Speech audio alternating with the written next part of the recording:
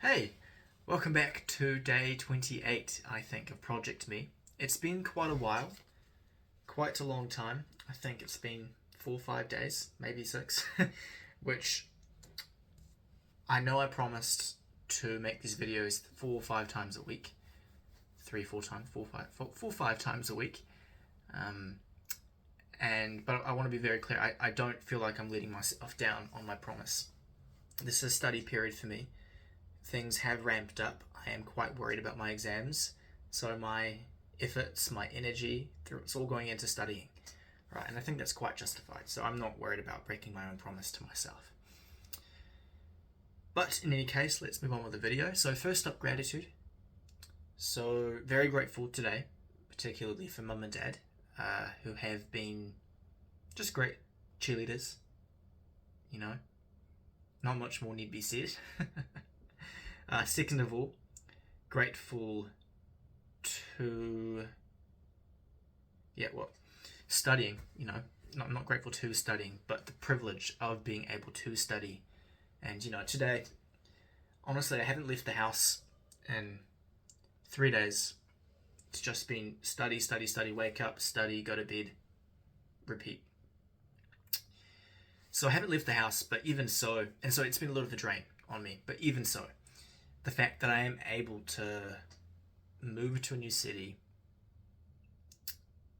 learn at university, get an education, a Western education as well. Not to say anything against other education systems, but they are more developed here in the West for now. Get an education and be able to participate in society. That is a privilege. And I don't often think about that, but I do need to take a second to remind myself that being where I am is actually an incredibly fortunate thing. Even though it might seem really hard right now with exams looming over me, at the end of the day, this is still an absolute privilege. Thirdly, I've had some really good news today. I got the internship that I wanted in Paris. So, well, they've said yes. It's just a matter of organising it now. I don't want to count my eggs before they hatch, but I'm really optimistic, really looking forward to it, and really happy with myself for that. And in particular, I'm grateful to a friend of mine, Em, who connected me with the people who are taking me on board, because without her, I don't know if it would be possible. And even so, she's just been so wonderful to me. So I made sure to thank her tremendously, and I'll see her tomorrow to thank her again in person, which is great. But yeah, so that's my daily gratitude out of the way. In terms of the actual substance of the video, again, I haven't left the house too much, so I can't say I'm going out and living life and coming back with experiences to share or reflections on things that have happened throughout the day. So really not too much of that, but that doesn't preclude me from talking about the rational versus the irrational part of me. For example, I'll give you 2 examples. When I wake up in the morning, a part of me is saying, go for a run. It's great for you. You'll love yourself afterwards. It'll be fantastic for you. And the other half of me is saying, no, absolutely not. Don't do it. Why would you? You could sleep instead. Sleep. You're tired. You need sleep. Irrational, rational. At least that's how I've categorized or labeled these 2 voices. That's one example. The second example, particularly in my case, I'm a very anxious eater. I just want to eat all the time, and so it takes a lot of willpower to step back. But even so, I fail quite often. I'll go downstairs looking for a snack, and I'll be staring at these golden round crackers that I bought the other day, and in my mind, I hear the rational part of me going, why do you want to eat? You're not hungry. You just want to eat for the sake of eating. You don't have to eat. So why eat? And then the irrational part of me is going, oh yes, food. Oh, it tastes good. Yum, yeah. Eat it. Yeah, it's fantastic. Um, and unfortunately, I feel like particularly in those contexts, the irrational wins out. Um,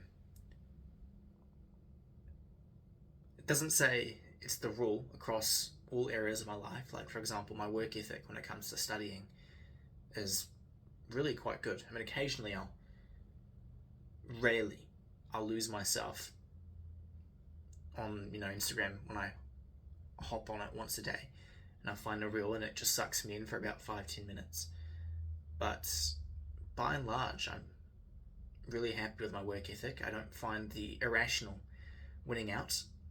It might be because I do have a very strong sense of purpose when it comes to academics, which is odd because it's not something I have in other areas of my life. Well, academics and professional career, strong work ethic, but not so much when it comes to everything else, like mental health, physical health, social health. So it's interesting actually to me, stepping back and looking at that. I'm very rational in some parts of my life and irrational in others. And it's something that has been a very frequent topic of discussion in these videos. It's about how I haven't actually said it in so many words, but how the rational can win out in my mind over the irrational when the two come butting heads. Because I've noticed recently that it's the irrational that's been winning out. Like, I will wake up at 6, but do I get out of bed? No, I don't, because the irrational manages to somehow beat the rational. And what I try and do occasionally, even when I'm very barely awake, like at 6 in the morning, what I notice myself doing is I'll try and have a conversation with myself. The rational will try and open up dialogue with the irrational part of me, and maybe the irrational will play along for a bit, but it doesn't need to engage in rational dialogue. It just needs to do nothing, and the rational part of me will do nothing as well. So the question is, in my mind at least, is how can I empower the rational to overpower the irrational? It's quite a verbose question. How can I strengthen the rational part of me to overcome the irrational? And I have thought about this quite a bit. Well, the answer that comes to me, and I think it's a good answer, but the answer that comes to me is purpose. You need a purpose in order for the rational to use the irrational. It's like a horse and a rider, right? You have the rider who is rational, he guides the horse, and the horse is emotion itself, energy. The rational has to guide the irrational, right? And a purpose is what connects the rational and the irrational, because the rational guides the irrational to follow the purpose. At least that's how I picture the metaphor in my mind, I suppose, or that's how it makes sense to me. But what is purpose? How do you find your purpose? That is what I have been struggling with for so many years, really. I know what I want to do. I sort of know how to get there. In the parts that I know how to, for the aspects that I know what to do to get there, then I do it. That's my work ethic, for example, studying and applying for professional things or whatever. But for the parts I don't know how to get there, like boosting my personal magnetism, charisma, gravitas, however you say it, I don't know how to get there. It's very much, at least to me, it feels like I'm stumbling around blindly and trial and error. That's how it feels, at least. And so it feels like I'm very stuck, which is also very painful because it feels like I'm quite self-aware of how I feel, particularly now, trying to articulate myself makes me a little bit more aware. So I'm not sure how to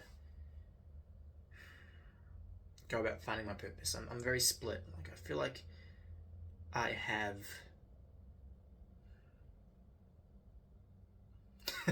it's like if my purpose, my purpose in its entirety is a star, right? But the purpose that I have right now, the vague outline, is the sky itself. So I know my purpose, my star, is out there somewhere. But I look up and I see so many stars. I don't know where to look in the sky to find my star. But I just know it's in the sky.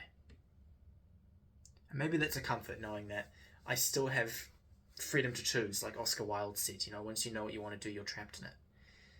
And maybe it is a blessing to not have that defining purpose so young. I still have freedom to choose where I want to go, but at the same time, I feel like I'm stuck. I feel like I'm not moving. I'm sure Oscar Wilde would have some comments to say to that, but it's just how I feel. So to hell with Oscar Wilde. I'm just kidding. He's a good guy. But yeah, no, I feel stuck a little bit.